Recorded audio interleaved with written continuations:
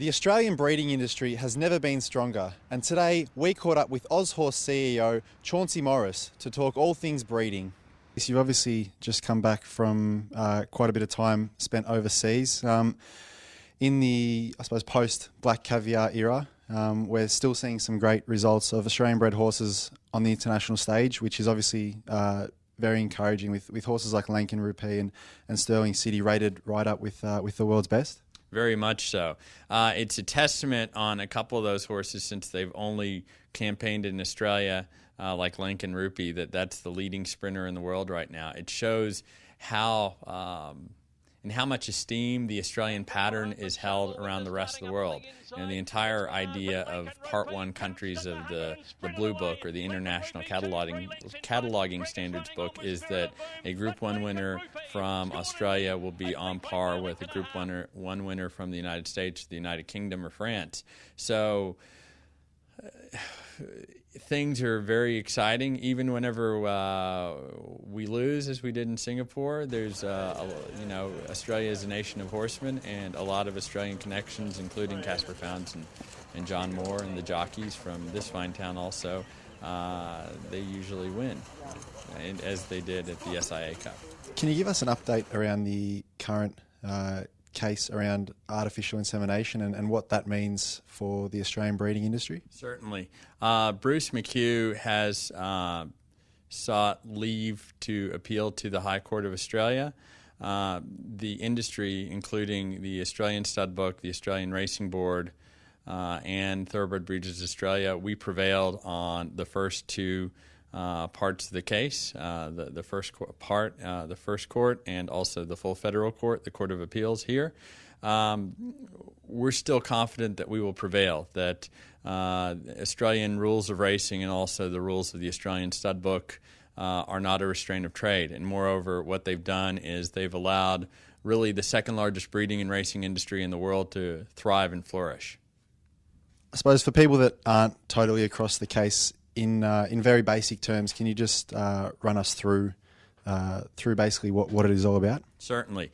Bruce McHugh, a former chairman of the Sydney Turf Club and also a former bookmaker, he took legal action against both the Stud Book and the Australian Racing Board regarding the natural cover rules, and also the rules which restrict the horses that race here in Australia, that they have to be bred by natural cover.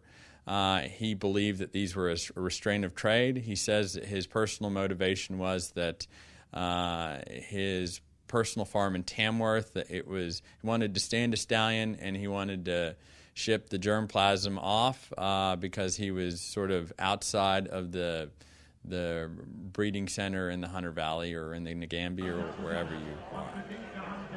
And I want to look at the Australian-based sales. We've obviously there's obviously still a few sales going on, but we've come to the end of, I suppose, the major yearling sales for the season. I suppose, what was your take on the results? And we're encouraged by, I suppose, the level of international participation and the number of overseas buyers at sort of the major yearling sales around the country.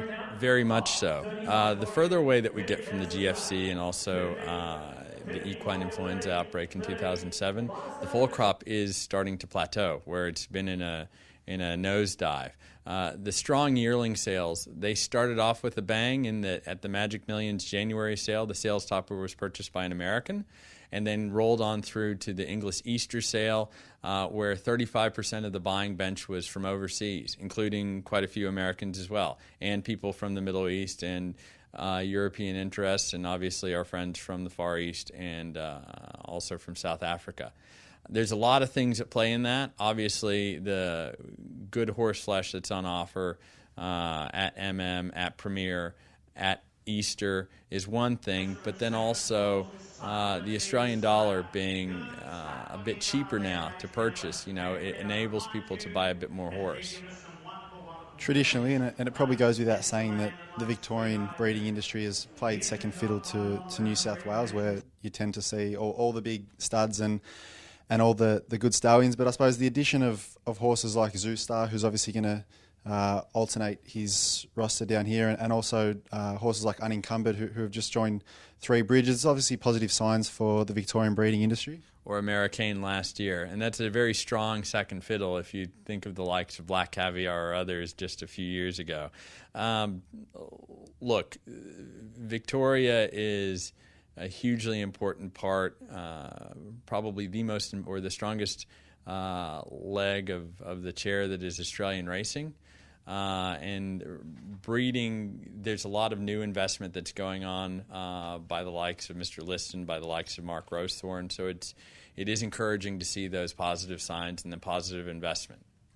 And I suppose finally, do you have a recommendation or recommendations as to what sort of things can be done to improve Victoria's breeding profile? If one looks around the world the past 100 years, they saw that sire power is what really brings people in. So when you have a first-class stallion, even starting to play itself out across the border in South Australia, where you have Sam Hayes standing Dalakani, if you have great sire power, then the mares will follow. And I know that I've spoken in this role to a lot of people that have had grand designs to stand stallions where ultimately they stand them in the Hunter Valley. But the last few examples that you gave there, and also, guys like Mytho taking a punt on Star Spangled Banner, if you see more of those types of stallions come, then you will see the mares follow. Chauncey, thank you very much. Thank you.